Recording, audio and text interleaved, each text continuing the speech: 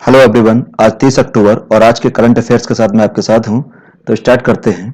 आज का पहला क्वेश्चन, फैनी पुल भारत को किस देश से जोड़ता है? तो ये फैनी पुल है भारत को बांग्लादेश से जोड़ता है।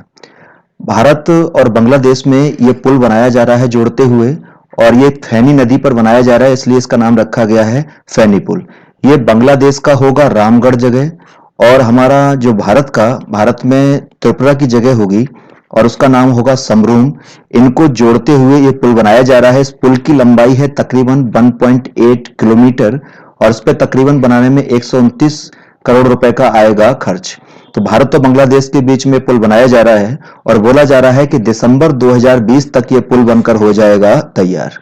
बांग्लादेश की बात की जाए तो बांग्लादेश का जो कैपिटल है हमारी वो है ढाका, और बांग्लादेश के जो पीएम है उनका नाम है हमारा शेख हसीना।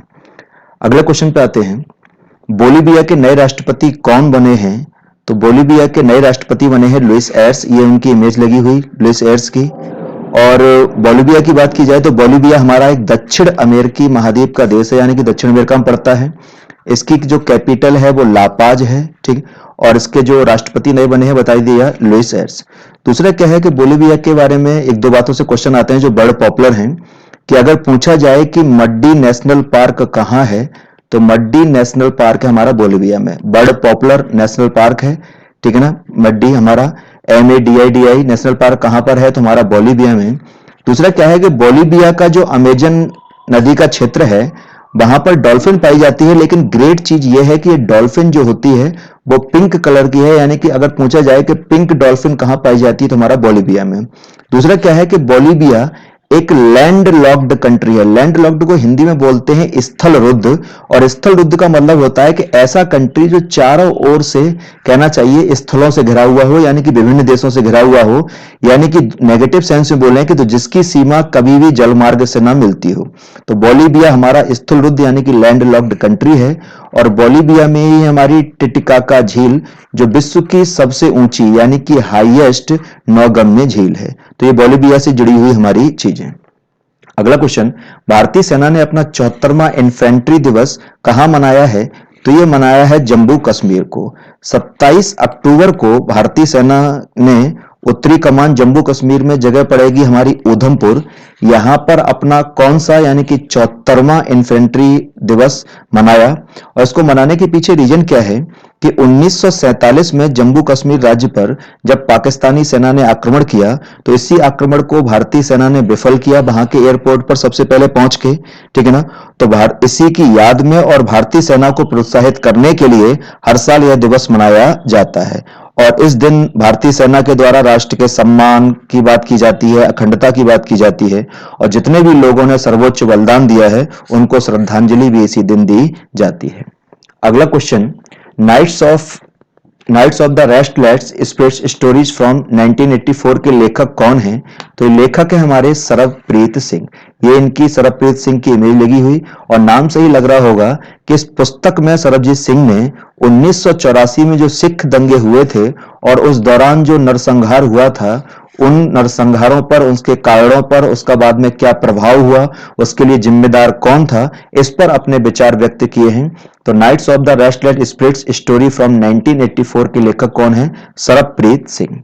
अगला क्वेश्चन, हीरो मोटर कॉर्प ने भारतीय बाजार के लिए किस मोटरसाइकिल कंपनी के साथ समझौता किया है? तो हीरो मोटर कॉर्प ने समझौता किया है हार्ले डेविडसन के साथ।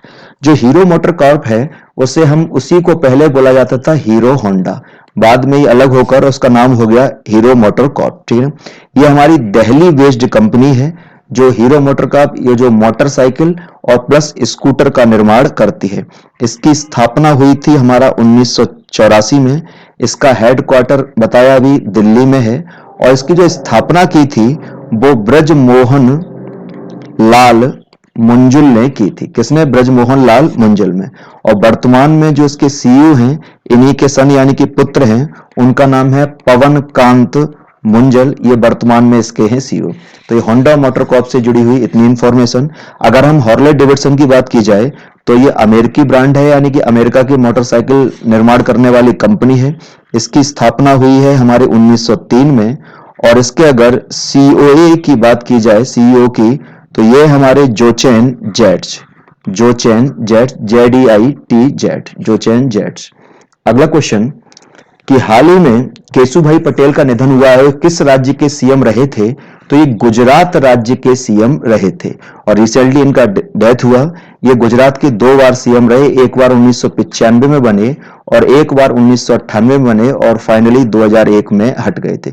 दोनों ही बार ये अपना कार्यकाल पूरा नहीं कर पाए, तो बहरहाल ये 2 बार गुजरात के सीएम रहे। 2012 में इन्होंने अपनी अलग से भी पार्टी बनाई और उस पार्टी का नाम था गुजरात परिवर्तन पार्टी। क्या? गुजरात परिवर्तन party.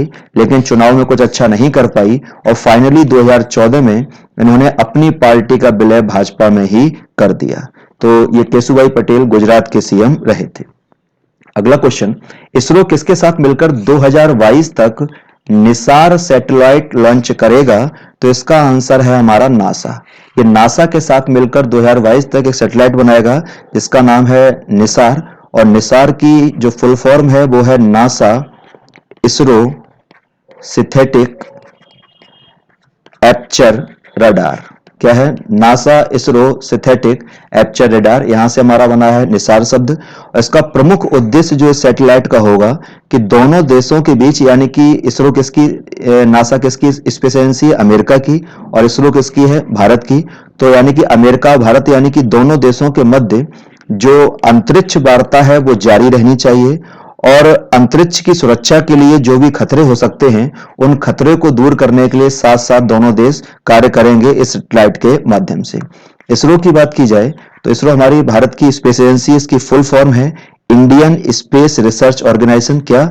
Indian space research organisation. इसकी स्थापना हुई है 1969 में। इसका हेडक्वार्टर कहां पर है? तो ये हेडक्वार्टर है बेंगलोर में। और इसके वर्तमान में चेयरमैन कौन है? तो इनका नाम है के सिवान। अगले क्वेश्चन पे आते हैं, किस देश ने हाल ही में भारतीय नौसेना को F-18 नौसैनिक लड़ाकू जेट देने की पेशकश की है? तो ये पेशकश की है हमारी अमेरिका ने। अमेरिका ने भारत को इन लड़ाकू जेट को देने की पेशकश की है और भारत इन्हें INS विक्रमादित्य और अपने निर्माणाधीन स्वदेशी एयरक्राफ्ट कैरियर पर लॉन्च करेगा। तो भारत ने इसके लिए अभी विचार किया था कि हम ऐसे मंगाएंगे जेट इन दोनों के लिए, INS विक्रमादित्य के लिए और जो भी निर्माणाधीन स्वदेशी एयरक्राफ्ट कैरियर है उसके लिए। तो अमेरिका ने अपनी तरफ से एक पेशकश की है कि हम आपको F-18 देने को तैयार हैं।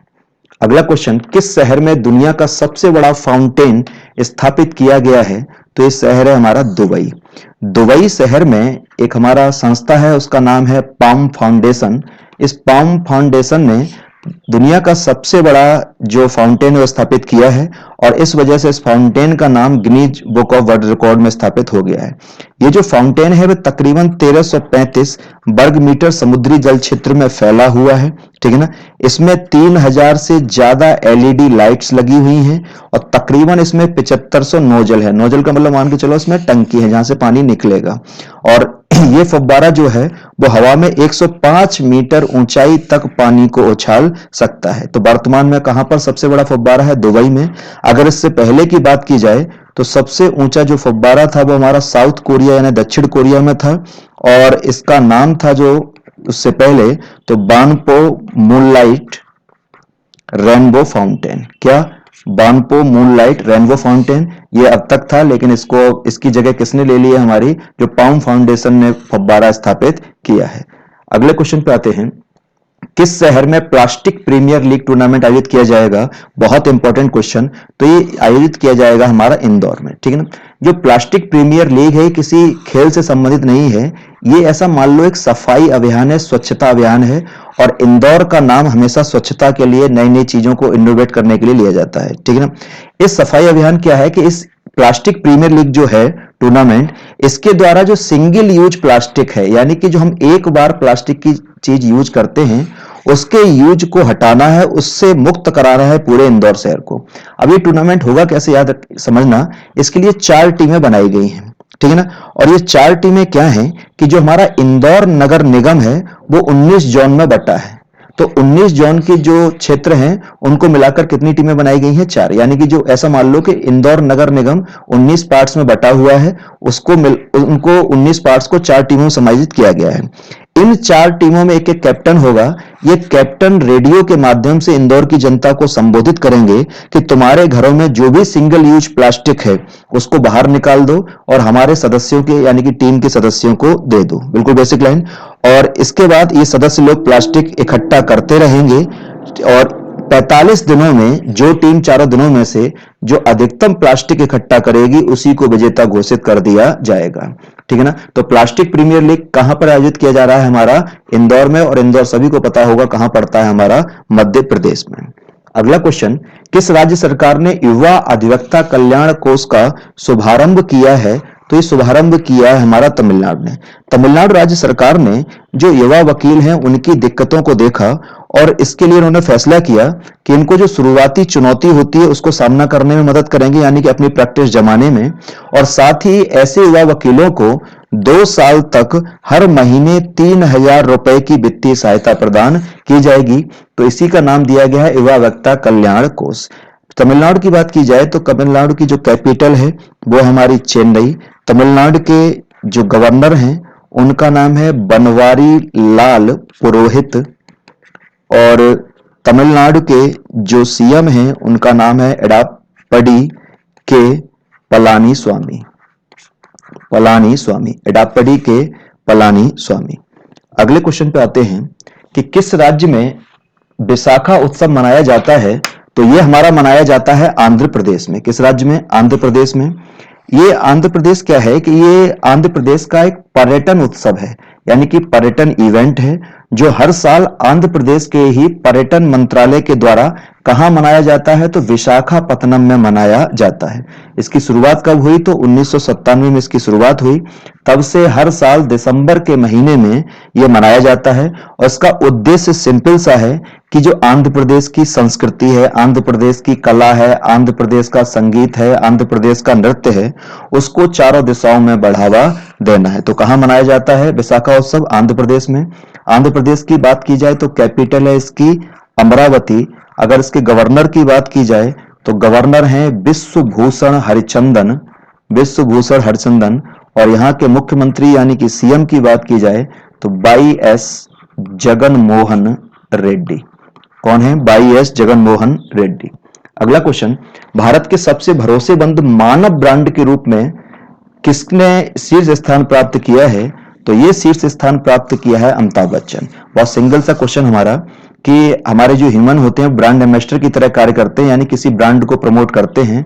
तो सबसे जो भरोसेमंद ब्रांड उभर कर आए हैं हमारे इंडिया में वो कौन आए हैं? हमारे अमिताभ बच्चन। अगला क्वेश्चन, किस मोबाइल नेटवर्क कंपनी ने क्लाउड संसार मंच लॉन्च किया है? तो ये लॉन्च किया है हमारा रिसेंटली एयरटेल कंपनी ने। एयरटेल की बात की जाए तो वर्तमान इसको हम भारतीय एयरटेल बोलते हैं। इसकी स्थापना हुई 1995 में। इसका हेडक्वार्टर कहां पर है? तो ये हेडक्वार्टर है दिल्ली में। और इसके जो वर्तमान में सीईओ हैं कौन हैं? तो वो हैं हमारे गोपाल बिट्टल। कौन है? गोपाल बिट्टल। अगला क्वेश्चन हमारा, किस कंपनी ने रियल एस्टेट उद्योग के लिए टीनेंट एक्विजिशन मैनेजमेंट सॉल्यूशन लॉन्च किया है? तो ये रियल एस्टेट कंपनी के लिए लॉन्च किया है विप्रो ने। विप्रो क्या है? भारत की एक आईटी कंपनी है, यानी कि इंफॉर्मेशन टेक्नोलॉजी की कंपनी है, लेकिन रियल एस्टेट क्षेत्र उद्योग के लिए टीनेंट एक्विजिशन मैनेजमेंट सॉल्यूशन लॉन्च किया है। अगर विप्रो की बात की जाए तो इसकी स्थापना हुई है 1945 में। इसका जो हेडक्वार्टर है वो है हमारा बेंगलोर में। और इसके जो सीईओ हैं इस टाइम पर जो वर्तमान में, उनका नाम है हमारा थियरी THIERRY और डेलापोर्ट। ये इसके वर्तमान में सीईओ हैं थियरी डेलापोर्ट। तो ये आज का करंट अफेयर्स का सेक्शन पूरा हुआ। उम्मीद है आपको पसंद आया होगा। अगले सेक्शन के साथ फिर मिलते हैं। Till then bye.